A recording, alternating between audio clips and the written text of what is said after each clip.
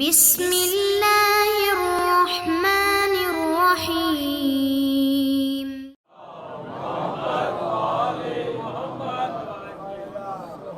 غور فرمایا برادران عزیز آپ نے، وہ جو ایک ایجنڈا تھا کہ ہمیں کسی طریقے سے پیغمبر اکرم کی رسالت کو ختم کرنا ہے، پہلے ہم نشانہ کس کو بنائیں؟ علی، اولاد علی، جنہوں نے ان کا ساتھ دیا ان کو۔ ان کو کب نشانہ بنایا جائے گا؟ کا وقت آئے گا، وقت آئے گا تب نشانہ بنایا جائے گا۔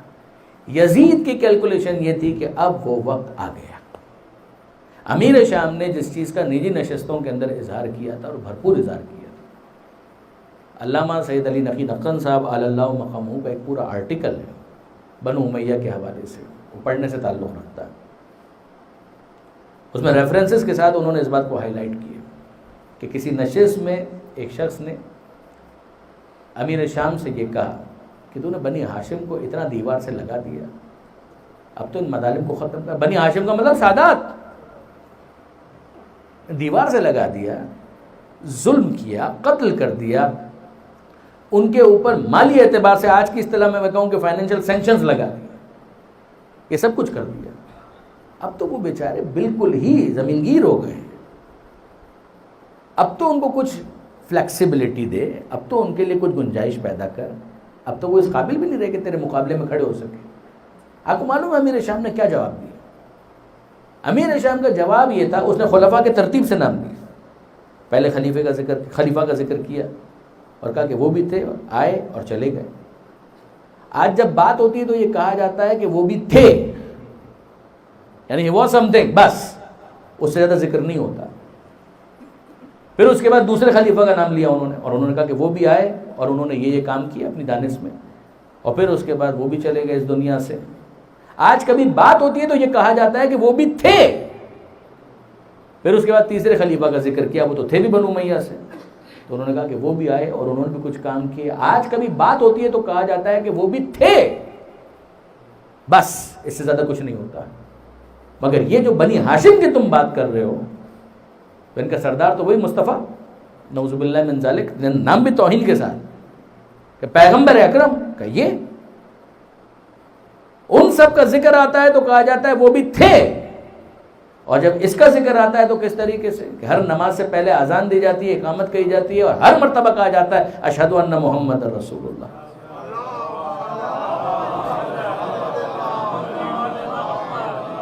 جب تک میں اس کو ختم نہیں کر لیتا تب تک مجھے چین نہیں ملے گا۔ تو ابھی کیا کر رہے ہیں کہ اس پر بس نہیں چلتا، ابھی اس پر بس نہیں چلتا، تو جنہوں نے اس کا ساتھ دیا تھا اس کو ڈیگریڈ کیا جائے گا، ڈسگریس کیا جائے گا، ان کو لوگوں کے سامنے اس طریقے سے پورٹرے کیا جائے کہ ان کے لیے کوئی نیک نامی باقی نہ بچے۔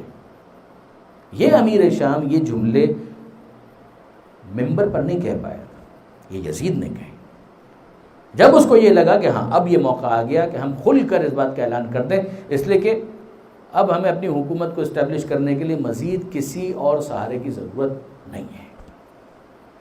اب تو حسین کا سر میرے سامنے موجود ہے، اب وہ کھل کر کہتا ہے کہ لعبت ہاشم بالملک فلا خبر جاء ولا وحی نزل، کہ نہ کوئی فرشتہ آیا نہ کوئی وحی نازل ہوئی، کچھ نہیں ہوا، یہ سارے کا سارا ڈھونگ تھا بنی ہاشم کا ملک اور اقتدار حاصل کرنے کے لیے، ریلیجن کا ایک کارڈ تھا کہ جو انہوں نے استعمال کیا تھا۔ دوسری طرف آپ دیکھیں، مولا کائنات جناب سیدہ سوال کرتی ہیں، اے ابو الحسن آپ خاموش ہیں، کوئی خاص وجہ؟ یہ مکالمہ کتنا قیمتی ہے کہ جناب سیدہ کے سوال کے ذریعے سے علی کو بولنے کا موقع ملا۔ مولا کہتے ہیں کہ یہ جو اذان آپ سن رہی ہیں، اس اذان کے اندر اشہد ان محمد رسول اللہ جو کہا جا رہا ہے، میں اس کو بچانے کے لیے خاموش ہوں، میں اپنی قربانی دے رہا ہوں اس کو بچانے کے لیے۔ جناب سیدہ جانتی ہیں، مگر اس مکالمے کے ذریعے سے یہ پیغام ہم تک پہنچا۔ ایک نمبر 2، کربلا کے واقعے کے بعد سید سجاد سے کسی نے سوال کیا لمن الفتح، جیتا کون؟ جیتا کون؟ یہ سوال کرنے والا طنز کر رہا ہے۔ سیدہ سجاد کا جواب کیا ہے؟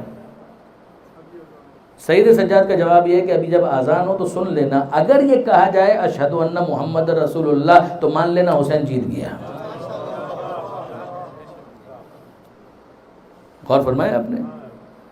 وہاں پر ایجنڈا کیا چل رہا ہے، یہاں پر ایجنڈا کیا چل رہا ہے۔ پھر اس کے بعد سید سجاد پر ہمارا سلام، کہ جب اپنا تعارف کروا رہے تھے اس تعارف کے دوران آپ جانتے ہیں کہ خطبہ روکا گیا، خطبہ کاٹا گیا، کس کے ذریعے سے؟ اذان کے ذریعے سے۔ جتنے کلمے ہیں سب حق ہے، سید سجاد کہاں روک رہے ہیں؟ کمال نہیں ہے؟ یزید نے کہا کہ اے مؤذن اذان کہہ، تاکہ سید سجاد کی بات کو روکا جا سکے، کاٹا جا سکے۔ مؤذن نے کہا اللہ اکبر۔ سید سجاد نے تبصرہ کیا ہے، روکا نہیں ہے۔ سید سجاد فرماتے ہیں لا شیء اکبر من اللہ، اللہ سے بڑھ کر کوئی نہیں ہو سکتا، سوال ہی پیدا نہیں ہوتا۔ مؤذن نے کہا اشہد ان لا الہ الا اللہ، سید سجاد نے تبصرہ کیا ہے، روکا نہیں ہے۔ فرماتے ہیں کہ شہد بہا شعری و دمی و لحمی، اللہ کے سوا کوئی معبود نہیں، میرا روم روم گواہی دیتا ہے کہ اللہ کے سوا کوئی معبود نہیں، میرا گوشت، میری کھال، میرا خون گواہی دیتا ہے، خون کا ایک ایک قطرہ گواہی دیتا ہے اللہ کے سوا کوئی معبود نہیں۔ لیکن جب مؤذن نے کہا اشہد ان محمد رسول اللہ، اب سید سجاد کہتے ہیں کچھ دیر کے لیے روکا، التفت الی یزید، اور اب یزید کی طرف رک کر کے یہ کہا محمد ھذا جدی ام جدک، مجھے تو صرف اتنا بتائیے محمد جس کی رسالت کی گواہی دی جا رہی ہے، کچھ دن پہلے دربار کے اندر وہ کہہ رہا تھا لعبت ہاشم بالملک، جس کا جواب جناب زینب نے دیا تھا دربار کے خطبے میں۔ کتنا کمزور ہوا کہ اب اگر سید سجاد کو روکنا بھی ہے تو اذان کہلوا رہا ہے۔ وہ اذان جسے ختم کرنا چاہ رہا تھا اسی اذان کے ذریعے سے مجبور ہوا کہ اپنی بات کو آگے بڑھائے، اور سید سجاد نے اس کو بھی اس کے خلاف استعمال کیا۔ مجھے تو صرف اتنا بتاؤ کہ یہ محمد جس کی رسالت کی گواہی دی جا رہی ہے جدی ام جدک، میرے جد ہیں یا تیرے جد ہیں؟ اگر تو یہ کہے کہ یہ تیرے جد ہیں، کذبتا و کفرتا، لفظوں کا انتخاب تو آپ دیکھیے۔ اگر تو کہے کہ یہ تیرے جد ہیں، جھوٹ بھی ہوگا، کفر بھی ہوگا، اور جبکہ تجھے یہ پتا ہے کہ وہ میرے جد ہیں، فلما قتلتا اطرتہ، جب تجھے معلوم ہے کہ وہ میرے جد ہیں تو اتنا بتا کہ پھر اسی محمد کی اطرت کو کیوں قتل کیا؟